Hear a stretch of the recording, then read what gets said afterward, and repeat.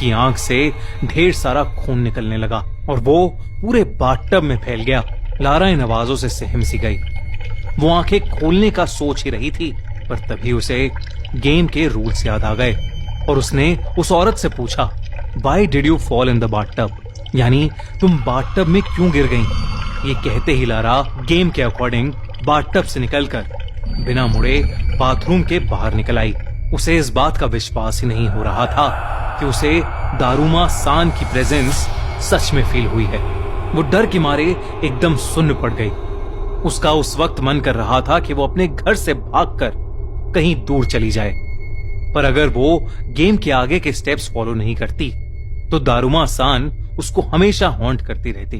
तो वो रूल्स के अकॉर्डिंग अपने बिस्तर में जाके सो गई। उसे पूरी रात ऐसा लगता रहा जैसे उसे कोई देख रहा है।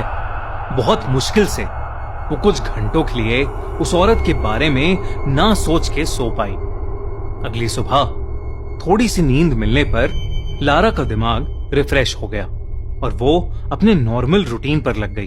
वो वॉशरूम गई, उसने खाना खाया, पर जैसे जैसे वो एक जगह से दूसरी जगह जाती गई उसे अपने पीछे किसी के होने का एहसास होने लगा था। पर वो जब भी पीछे मुड़कर देखती तो वहां कोई नहीं होता था। उस दोपहर लारा की मॉम उसको शॉपिंग के लिए सुपरमार्केट ले गई। लारा को अब भी लग रहा था कि दारूमा सान उसका पीछा कर रही है और लारा को लगा कि वो घर के बाहर निकलने के बाद दारूमा सान से शायद सेफ हो जाएगी, पर पूरे रास्ते उसे वैसा ही लगता रहा जैसे कि कोई उसको फॉलो कर रहा है और उसको घूर रहा है।